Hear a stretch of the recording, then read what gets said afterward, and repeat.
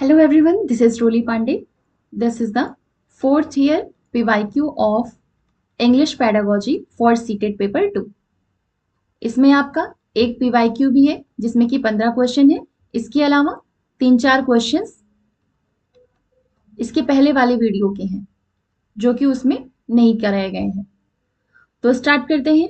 Question number 1 है हमारा,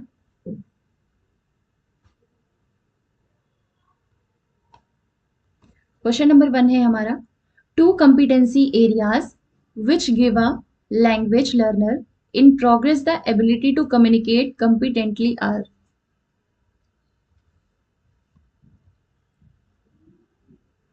एक मिनट, हाँ, क्वेश्चन क्या है हमारा? To competency areas which give a language learner in progress the ability to communicate competently are.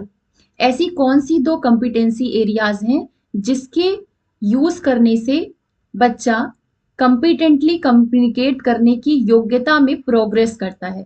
मतलब कि कोई एक बच्चा है या कोई चिल्ड्रन है जिसके अंदर कम्युनिकेशन की क्षमता अच्छी है या फिर कम्युनिकेशन करने की एबिलिटी उसके अंदर है। तो ऐसी कौन सी दो कंपिटेंसी एरियाज हैं, ऐसी कौन सी दो क्षमताएं हैं जिनका यूज करके लैंग्वेज लर्नर को उस एबिलिटी में और ज्यादा प्रोग्रेस करने में हेल्प करेगा या फिर उस एबिलिटी को और ज्यादा डेवलप करेगा। तो ऑप्शन है हमारा ऑडियो एंड एक्सप्रेसिव, या फिर ग्रामर एंड फोनेटिक, या फिर लिंग्विस्टिक एंड सोशियो कल्चर, या फिर डिस्कोर्स एंड एक्सेंट। तो इसका राइट ऑप्शन क्या हो जाएगा? Option number 3, that is linguistic and socio culture. Linguistic competency क्या होती है?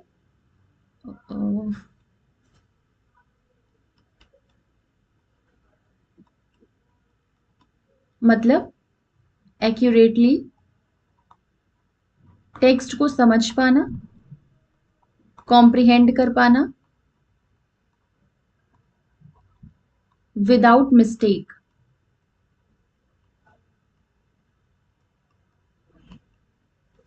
और सोशियो कल्चर कॉम्पिटेंसी क्या होती है?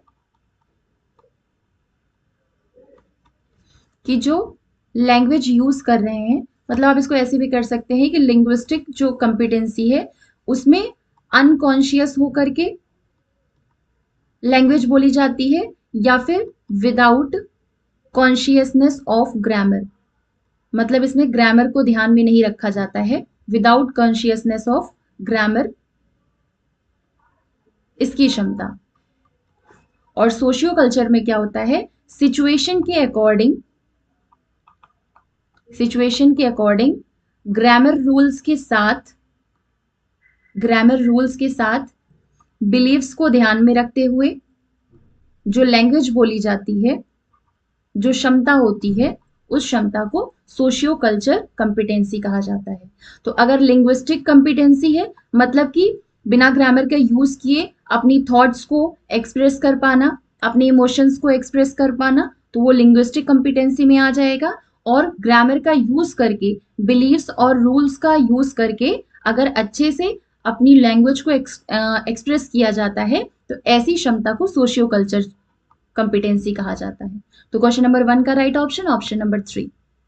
क्वेश्चन नंबर 2 है हमारा, when students work in pairs और groups they just end up chatting in their own language, this can be overcome या मॉनिटर्ड बाय।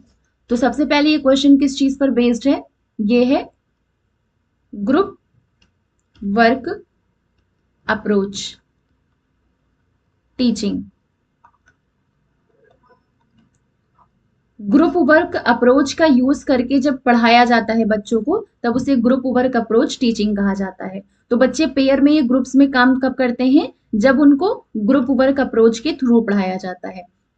तो जब ग्रुप वर्क अप्रोच कराया जाता है या ग्रुप वर्क कराया जाता है पेयर्स में, ग्रुप्स में, तो बच्चे क्या करते हैं? अपनी भाषा में बात करना स्टार्ट कर देते हैं। तो इस चीज को ओवरकम कैसे किया जा सकता है? इस चीज को मॉनिटर मतलब कंट्रोल कैसे किया जा सकता है? By increasing the difficulty level of task, या फिर instructions for the task and objectives to be made clear first, या फिर giving an easy task so that they can made that chatless, या फिर writing notes on the board so that they will not use language first. तो इसमें right option क्या हो जाएगा? Option number 2, मतलब कि instructions for the task and objectives to be made clear first. अगर बच्चे को पढ़ाने से पहले ही, ग्रुप वर्क कराने के पहले ही इंस्ट्रक्शंस दे करके और ऑब्जेक्टिव्स क्लियर कर लिए जाएं कि किस आउटकम के लिए, किस प्रतिफल के लिए हम ये एक्टिविटी करा रहे हैं, तो ऑब्जेक्टिव्स अगर क्लियर है और इंस्ट्रक्शंस अगर क्लियर है, इंस्ट्रक्शंस दे दिए जाएं टास्क को स्टार्ट करने के पहले, तो बच्चे में वैसे भी क्यूरियोसिटी होती है, जल्दी जल्दी अगर उनको कोई टास्क दिया जाए कि हम अच्छी से जल्दी से कंप्लीट कर लें, तो जब उनका माइंड वहां पे कॉन्सेंट्रेट रहता है तो इनका चैटिंग में दिमाग नहीं जाएगा। तो टास्क को स्टार्ट करने के पहले ही इंस्ट्रक्शन दे दो, इंस्ट्रक्शन के अलावा ऑब्जेक्टिव्स क्लियर कर लो कि किस ऑब्जेक्टिव के साथ वो टास्क कराया जा रहा है। तो हमारा राइट ऑप्शन क्या हो जाएगा? क्वेश्चन नंबर 2 का ऑप्शन नंबर 2। क्वेश्चन नंबर 3 है, to assess listening skills the teacher has framed an activity which what can the assessment be based on. तो फिर असेसमेंट किस चीज पर बेस हो सकता है, किस चीज पर आधारित हो सकता है? सबसे पहले 4 स्किल्स होती हैं लाइन वाइज, इनका सीक्वेंस कभी कभी पूछ लिया जाता है, तो LSRW के नाम से याद रखें। L for listening, S for speaking, R for reading and W for writing. हर एक स्किल में 3 स्टेजेस होती हैं, तो लिसनिंग स्किल में भी 3 स्टेज आएगी। पहली होगी प्री लिसनिंग स्टेज, दूसरी होगी वाइल लिसनिंग स्टेज और तीसरी होगी post listening stage. Post listening stage, जो प्री लिसनिंग स्टेज है, इसमें बच्चे को पहले अवेयर कराया जाता है कि वो किस चीज के बारे में सुनने जा रहे हैं। इसमें क्या किया जाता है, उनसे कुछ क्वेश्चंस भी पूछ लिए जाते हैं, कुछ क्वेश्चंस पूछकर उनको उस कॉन्टेक्स्ट के लिए प्रिपेयर किया जाता है कि वो क्या सुनने वाले हैं। तो बच्चे को जब पहले से इस चीज का आइडिया रहता है तो बच्चे में इंटरेस्ट डेवलप होता है और उस चीज को वो सुनना चाहेंगे। वाइल लिसनिंग स्टेज में क्या होता है, जिस टाइम पे बच्चे सुन रहे हो या फिर जस्ट सुनने के बाद की जो ड्यूरेशन होती है उसको वाइल लिसनिंग स्टेज कहते हैं। वाइल लिसनिंग स्टेजेस में कुछ शॉर्ट टास्क होते हैं जो बच्चों को दिए जाते हैं, जैसे कि वेरी शॉर्ट आंसर हैं, बच्चों से पूछ लिए गए। वेरी शॉर्ट आंसर के अलावा कंप्लीशन टास्क दे दिया गया। कंप्लीशन टास्क के अलावा ऐसे नॉर्मल क्विज वगैरह करा करके क्वेश्चंस पूछ लिए। तो ये सारी वाइल स्पीकिंग या फिर सॉरी लिसनिंग की बात हो रही तो वाइल लिसनिंग स्टेज में आता है। इसमें बच्चे का इन सब चीजों के थ्रू असेसमेंट किया जाता है, असेसमेंट किया जाता है।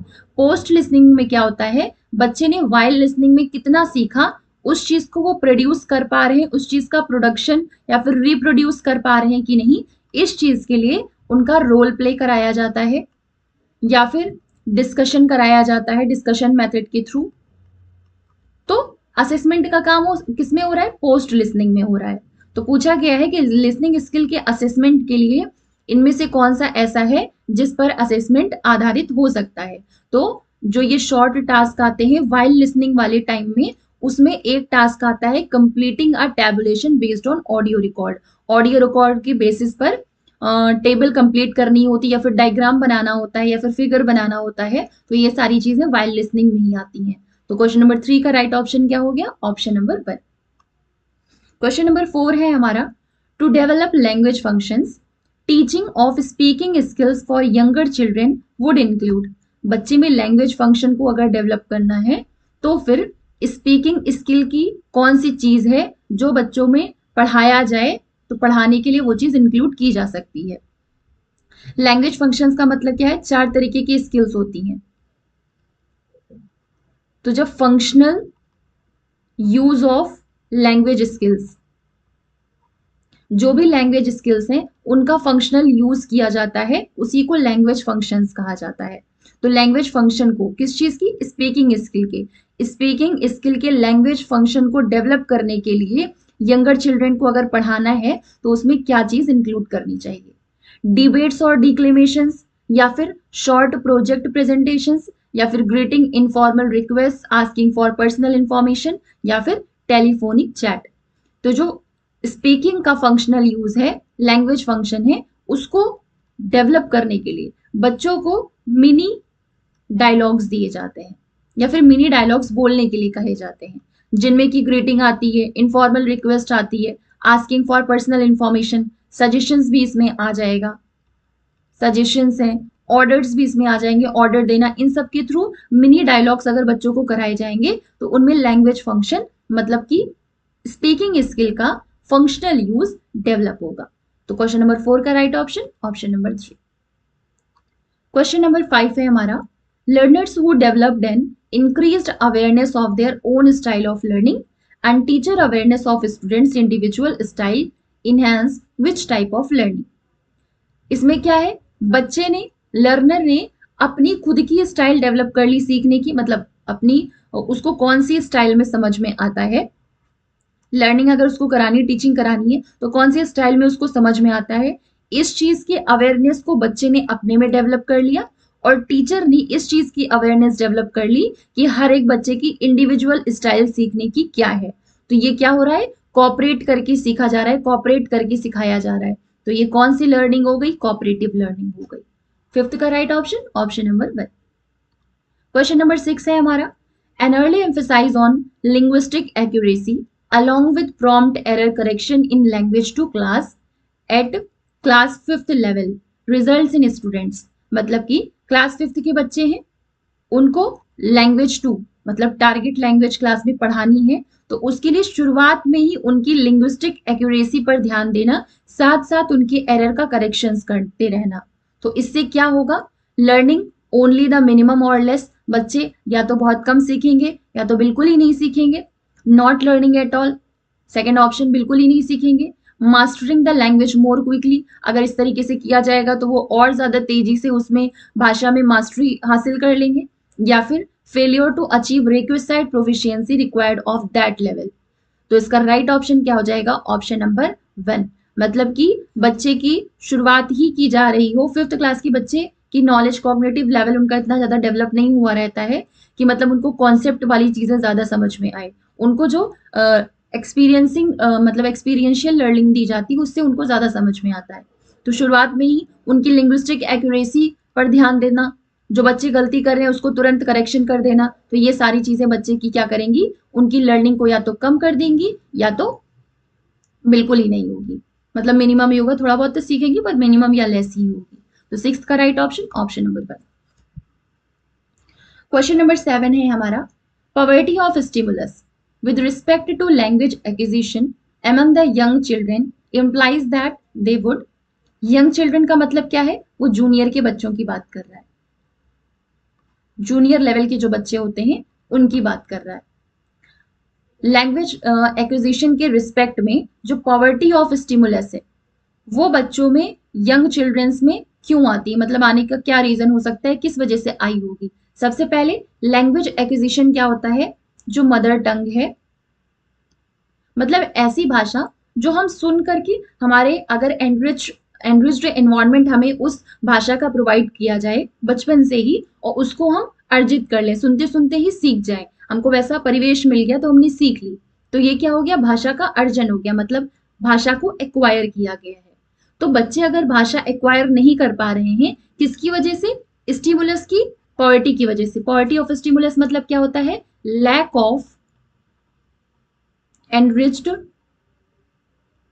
environment for language,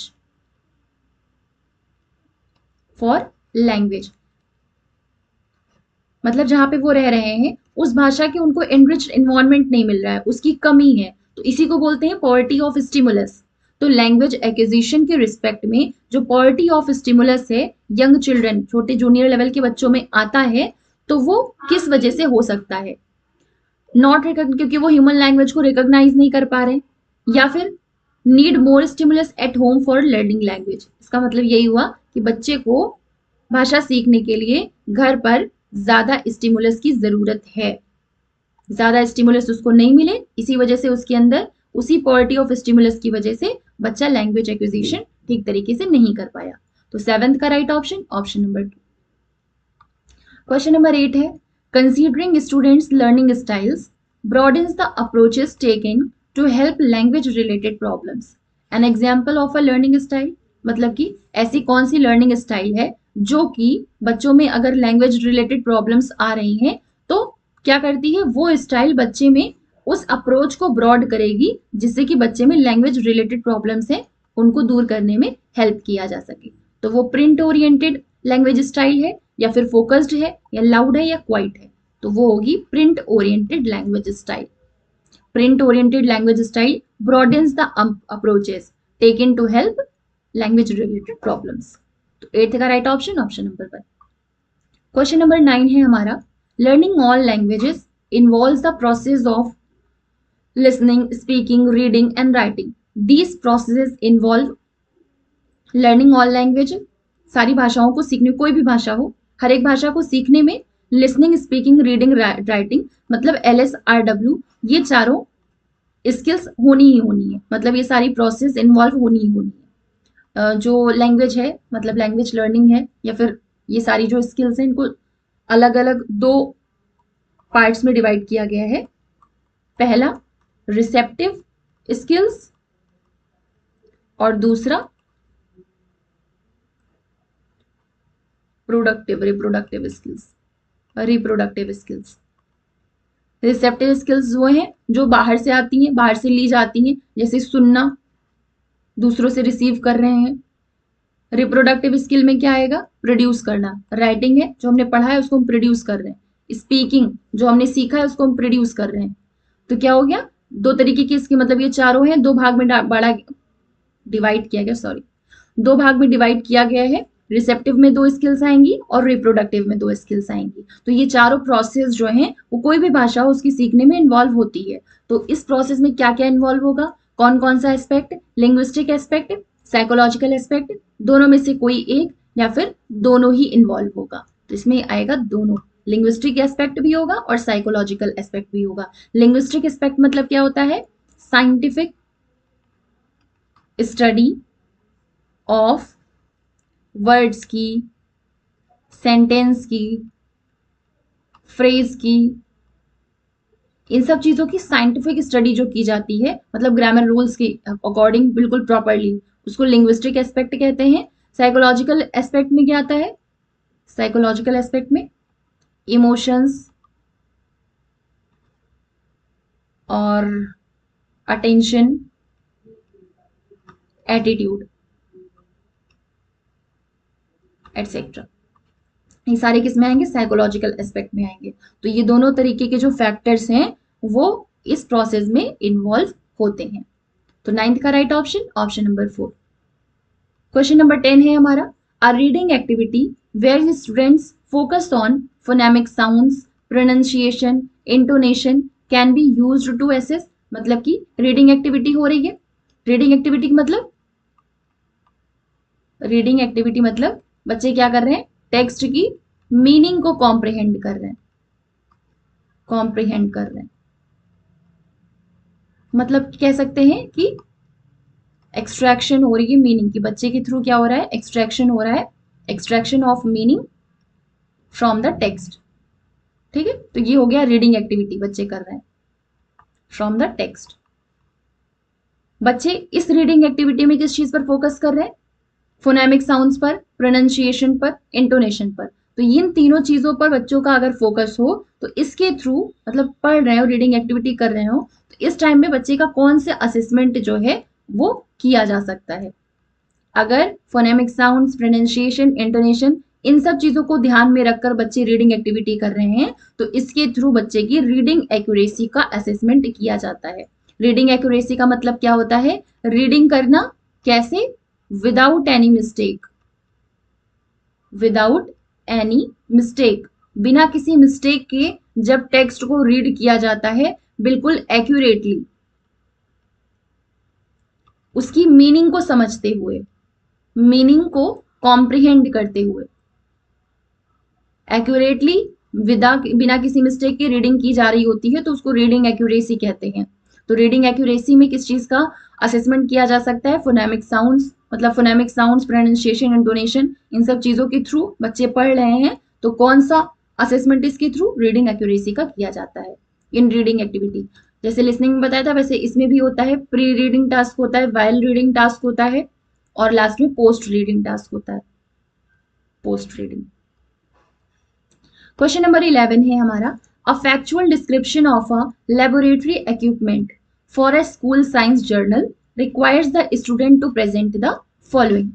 laboratory equipment का फैक्चुअल डिस्क्रिप्शन करने के लिए स्टूडेंट्स को क्या क्या चीजें प्रेजेंट करने की जरूरत है? फंक्शन, अपीयरेंस, लोकेशन, या फिर कंपैरिजन फंक्शन यूजर्स, या फिर अपीयरेंस यूजर फॉर लोकेशन, या फिर फंक्शन अपीयरेंस और यूजर। यूजर नहीं, यहाँ पे यूज होगा, यूज। इन तीन चीजों का फैक्चुअल डिस्क्रिप्शन लेबोरेटरी इक्विपमेंट के लिए बच्चों को प्रेजेंट करना पड़ेगा। तो क्वेश्चन नंबर 11 का right option option number 4।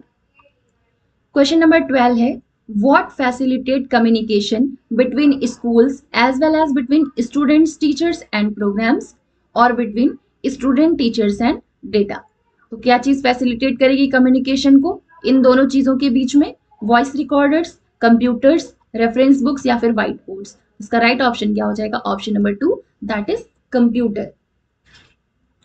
Question number 12 का राइट ऑप्शन 2 हो गया। क्वेश्चन नंबर 13 है, which type of education is it to use the student's native language to teach some academic content while simultaneously providing an additional language to instruction? वो कौन सी education है जिसका use करके, जिसमें क्या होता है, बच्चे की जो नेटिव लैंग्वेज होती है उसका यूज करके उनको एकेडमिक कंटेंट पढ़ाया जाता है, और साथ ही साथ जो लैंग्वेज 2 है उसका मतलब जो इंस्ट्रक्शंस वगैरह देने हैं वो लैंग्वेज 2 में दिया जाता है। तो ये बेसिक एजुकेशन है, या ह्यूमनिस्टिक है, या मल्टीलिंगुअल है, या बाइलिंगुअल है? इसका राइट ऑप्शन क्या हो जाएगा? बाइलिंगुअल। ये एजुकेशनल प्रैक्टिसेस में जो टीचिंग लर्निंग प्रोसेस होती है उसमें जब मदर टंग का या फिर नेटिव लैंग्वेज का यूज करके कंटेंट पढ़ाया जाता है, और जो लैंग्वेज दूसरी लैंग्वेज है, सेकेंड लैंग्वेज या टारगेट लैंग्वेज कह सकते हैं, उसके थ्रू इंस्ट्रक्शंस दिए जाते हैं, तो इसको क्या कहते हैं? बाइलिंगुअल एजुकेशन कहते हैं। जब बच्चा कोई ना कोई मदर टंग लेकर के अपने साथ, मतलब कि कोई ना कोई भाषा लेकर के, मदर टंग लेकर के अपनी स्कूल में एडमिशन लेता है, और उसके बाद बहुत सारी एडिशनल लैंग्वेजेस भी साथ में पढ़ता है, सीखता है, तब इसको मल्टीलिंगुअल एजुकेशन कहते हैं। बेसिक एजुकेशन में क्या होता है? क्राफ्ट वर्क के थ्रू बच्चे को एजुकेशन दी जाती है जो कि उनको उनकी फ्यूचर नीड्स को भी फुलफिल करता है, मतलब बच्चे इससे आगे के लिए भी तैयार हो रहे होते हैं। बेसिक एजुकेशन गांधी जी ने दी थी, जिसमें होता है लर्निंग बाय डूइंग, एक्टिविटी करके बच्चे सीखते हैं इसमें बेसिक एजुकेशन। ह्यूमनिस्टिक एजुकेशन क्या होती है? इसमें बच्चों की सेल्फ एस्टीम को बढ़ाया जाता है, मतलब बच्चे का कॉन्फिडेंस इसमें अपने लिए बढ़ता है, तो ये होता है ह्यूमनिस्टिक एजुकेशन। 13 का right option option number 4। Question number 14 है हमारा, वाइल राइटिंग। जो वाइल राइटिंग स्टेज है in writing, student finds a difficulty in expressing his her views clearly due to lack of vocabulary की कमी की वजह से बच्चे अपने जो व्यूज हैं उनको एक्सप्रेस करने में उनको डिफिकल्टी हो रही है। तो a possible solution would be the following, इसमें से कौन सा ऐसा है जो कि सोल्यूशन होगा जिससे कि बच्चे की इस डिफिकल्टी को दूर किया जा सके? तो वाइल रीडिंग, वाइल राइटिंग, या कोई भी वाइल लिसनिंग, इसमें एक आता है आपका टेबल बनाना, या फिर इसमें होगा एक ऑप्शन टेबल बना करके इसमें छोटे छोटे शॉर्ट टास्क बच्चों के दिए जाते हैं उनका असेसमेंट करने के लिए कि बच्चे ने कितना सीखा उस चीज को। तो वाइल राइटिंग क्या हो गया? या तो लिख रहे हो या लिखने की जस्ट बाद की जो प्रोसेस हो उसको वाइल राइटिंग बोलते हैं। अब बच्चा उसी टाइम पे डिफिकल्टी फेस कर रहा है, तो क्या चीज ऐसा है जो कि उसके लिए सोल्यूशन होगी? उसको लिस्ट ऑफ वर्ड्स दे दिया जाए, गलत। Conduct special classes to practice writing with periodic drills की बात कर दी, इसलिए ऑप्शन गलत। मोटिवेट द स्टूडेंट, ये सही है। स्टूडेंट्स को मोटिवेट किया जा रहा है कि ज्यादा से ज्यादा वो मोर स्टोरी बुक्स अगर पढ़ेंगे तो इससे क्या होगा? वो मोटिवेट होंगे, उनकी वोकैबुलरी बढ़ेगी, तो वोकैबुलरी बढ़ने से वो अपने व्यूज को एक्सप्रेस कर पाएंगे। And the teacher should take informal साथ में होगा informal feedback about new words encountered, जो नए वर्ड्स है उनके लिए बच्चों को साथ साथ इनफॉर्मल फीडबैक भी देते रहना चाहिए। तो राइट ऑप्शन क्वेश्चन नंबर 14 का ऑप्शन नंबर 3। क्वेश्चन नंबर 15 है हमारा, communicative competence is a subset of functional grammar and its approach in teaching will allow students to.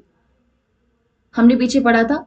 Linguistic competence होती है कम्युनिकेट करने के लिए, पहले समझ लेते हैं। लिंग्विस्टिक होती है, सोशियो कल्चर होती है, डिस्कोर्स होती हैं, ये सारी कॉम्पिटेंसीज हैं। डिस्कोर्स है, कम्युनिकेटिव, ये सारी कॉम्पिटेंसीज हैं। कम्युनिकेटिव कॉम्पिटेंस में क्या होता है, इंटरेक्शन, या फिर ये जो कम्युनिकेटिव है ये एक तरीके का इंक्लूसिव टर्म है। कैसा टर्म है, इंक्लूसिव टर्म है। क्यों, क्योंकि इसमें पहली चीज तो आपको नॉलेज होनी चाहिए लैंग्वेज की, नॉलेज ऑफ लैंग्वेज, भाषा का ज्ञान होना चाहिए। इसके अलावा स्किल होनी चाहिए उस भाषा को यूज कर पाने की, स्किल होनी चाहिए उस भाषा को यूज कर पाने की। इस वजह से जो कम्युनिकेटिव कॉम्पिटेंस है वो कैसा टर्म है, इंक्लूसिव टर्म है। दो चीजों का समावेशन होता है, भाषा भी आनी चाहिए, अच्छे से उसका भी ज्ञान होना चाहिए, इसके अलावा उस भाषा को यूज करना भी अच्छे से आना चाहिए।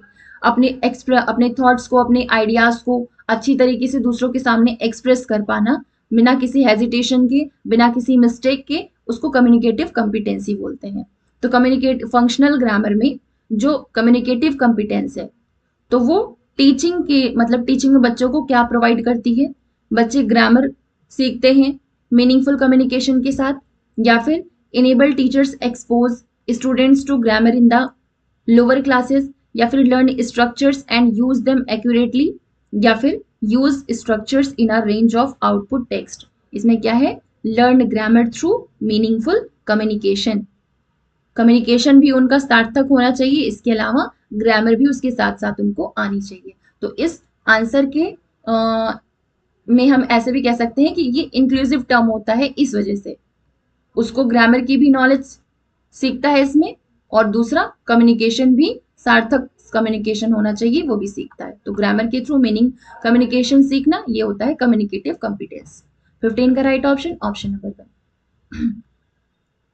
क्वेश्चन नंबर 16 है, according to NCF 2005, at the initial stages of language learning which may be one of the language for learning activities that create the child awareness of the world। जो NCF है, India में NCERT ने अभी तक 4 NCF publish किए हैं, 4 NCF publish किए हैं। एनसीएफ मतलब नेशनल करिकुलम फ्रेमवर्क। इसका फ्रेमवर्क किस चीज पर होता है, फ्रेमवर्क मतलब ये किस चीज पर काम करता है, जो भी शिक्षा के उद्देश्य होते हैं, जो शैक्षणिक पर्पसेस होते हैं, या फिर ऑब्जेक्टिव्स होते हैं,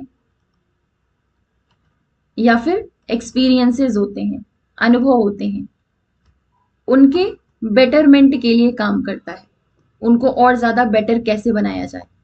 इसके अलावा कुछ इश्यूज होते हैं जिनको ये एड्रेस करता है एनसीएफ। कौन कौन से इश्यूज, पहला equality of opportunities, equality of opportunities, हर बच्चे को बराबर से अपॉर्चुनिटी मिलनी चाहिए शिक्षा की, इंक्लूसिव एजुकेशन इसी में आता है।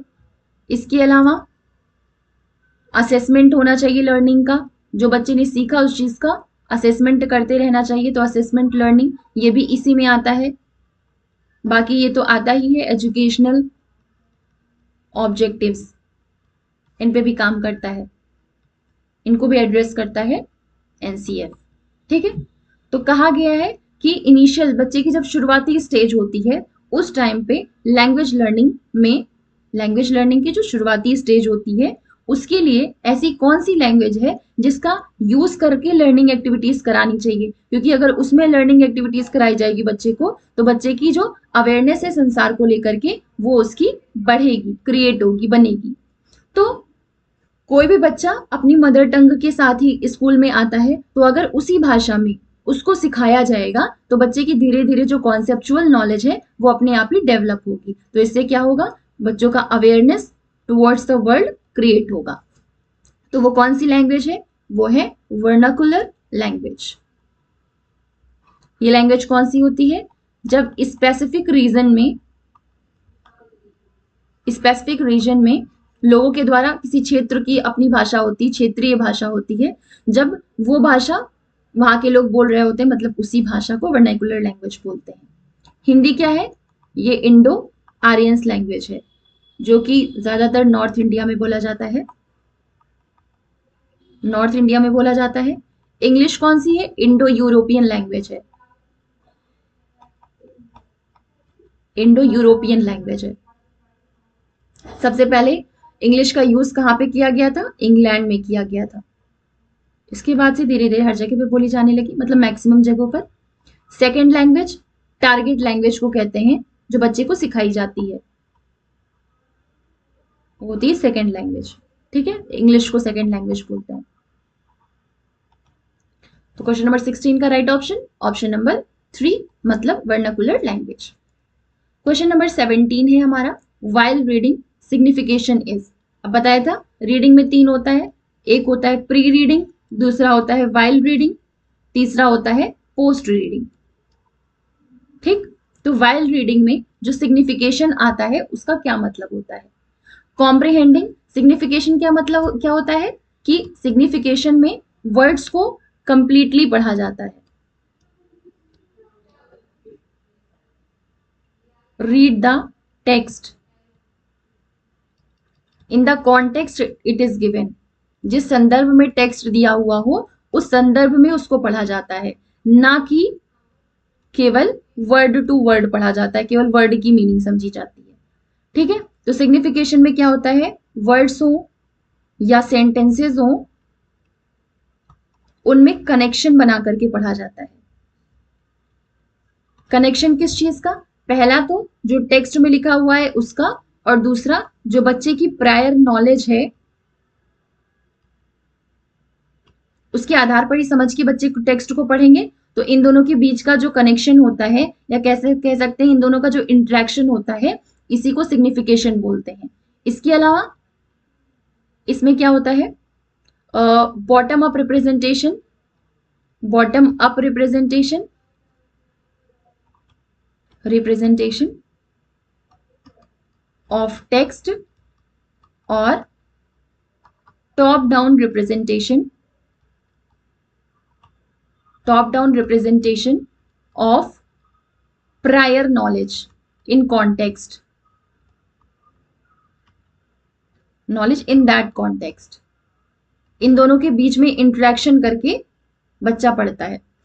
मतलब इसमें सिग्निफिकेशन मतलब क्या होता है कि वर्ड्स या सेंटेंसेस, इन सब के बीच में कनेक्शन मिला करके जब पढ़ा जाता है तो इसी को सिग्निफिकेशन कहते हैं। तो comprehending a sentence by putting together the meaning of its constituent words. इसमें जो भी वर्ड्स हैं, जो भी सेंटेंसेस हैं, उनको एक साथ मिला करके उनकी सेंटेंस की मीनिंग का कॉम्प्रिहेंड करके जब पढ़ा जाता है, उनके कॉम्प्रिहेंशन को समझ के, उनके कॉन्टेक्स्ट को समझ के पढ़ा जाता है, तब इसी को वाइल रीडिंग कहते हैं। 17 का right option option number 1। Question number 18 है हमारा, the value of a word in a text means. Value of a word मतलब वर्ड वैल्यू, उसको वैसे के लिख सकते हैं, समझ सकते हैं, वर्ड वैल्यू मतलब ऐसा कोई भी वर्ड जो कि एक्यूरेटली कॉन्टेक्स्ट को एक्सप्लेन करता हो, तो उसको कहते हैं वर्ड वैल्यू। मतलब जिस कॉन्टेक्स्ट में वो चीज लिखी हुई है उस कॉन्टेक्स्ट में ही उस वर्ड की इंपॉर्टेंस हो, तो इसको कहते हैं वैल्यू ऑफ अ वर्ड या फिर वर्ड वैल्यू। जिस कॉन्टेक्स्ट में वो चीज लिखी हुई है उसी कॉन्टेक्स्ट में उस वर्ड की इंपॉर्टेंस हो, तो इसको बोलते हैं वैल्यू ऑफ अ वर्ड, मतलब word value. Number of ways a word can be used, जब ये होता है इसको डिकोडिंग कहते हैं, डिकोडिंग बोलते हैं। Appropriate use of word in a particular text, इसको कॉन्टेक्स्ट क्यूज बोलते हैं, कॉन्टेक्स्ट क्यूज कहते हैं। Dictionary meaning of a word, इसको कहते हैं एटिमोलॉजिकल, एटिमोलॉजिकल मतलब जो शाब्दिक अर्थ होता है उसी को एटिमोलॉजिकल बोलते हैं। तो डिक्शनरी में हम लोग एग्जैक्ट मीनिंग ही ढूंढ रहे होते हैं, तो उसको एटिमोलॉजिकल सेंस में बोलेंगे। 18th का राइट ऑप्शन क्या हो जाएगा? Option number 2। क्वेश्चन नंबर 19 है, affective factors in motivation are linked to students. Motivation होता क्या है? जब बच्चों को, कोई भी बच्चा अपनी पोजीशन पर है, उसको इस तरीके से प्रोत्साहित किया जाए कि वो आगे बढ़ सके, तो फिर इसी को मोटिवेशन कहते हैं। और एजुकेशनल टर्म में मोटिवेशन का मतलब क्या होता है, जो बच्चे की एकेडमिक सेटिंग्स हैं, उन एबिलिटीज को, बच्चों को उन एबिलिटीज, वो सारी एबिलिटीज बच्चों की डेवलप करना, ये होता है मोटिवेशन इन एजुकेशनल सेंस। इसमें क्या आता है, इफेक्टिव फैक्टर में आता है इमोशनल फैक्टर। इमोशनल फैक्टर, अब जो इमोशनल फैक्टर है वो पॉजिटिव भी हो सकता है, नेगेटिव भी हो सकता है। पॉजिटिव है तो अच्छी बात है, नेगेटिव है तो बच्चे की उस चीज को डिटेक्ट करो, डिटेक्ट करके उसको डायग्नोस करो।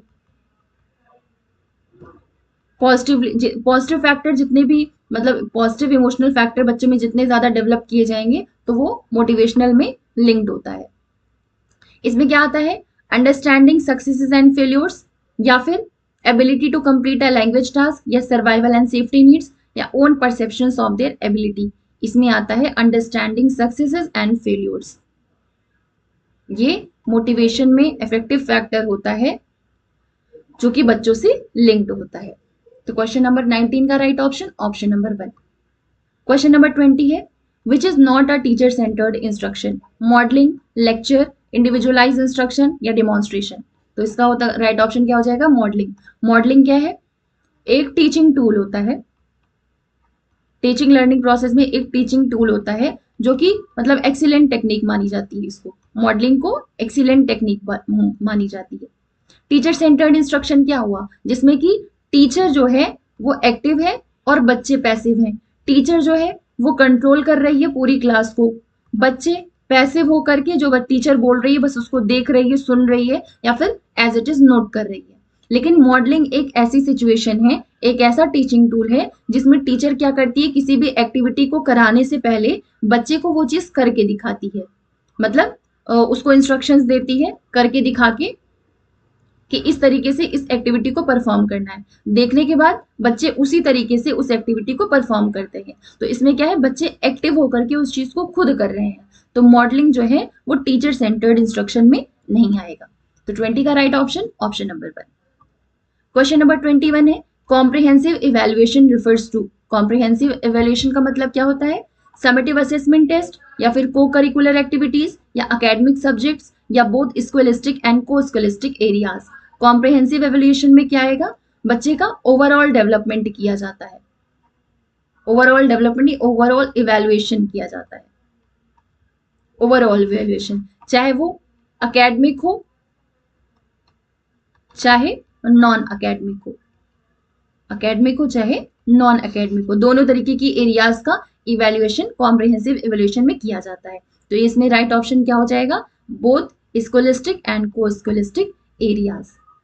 ये था हमारा 4th year PYQ of English pedagogy, जिसमें हमने पिछले वाले जो वीडियोस हैं उनके जो 2-3 क्वेश्चन बच गए थे उनको भी कंप्लीट किया। मिलते हैं नेक्स्ट वीडियो में। Thank you.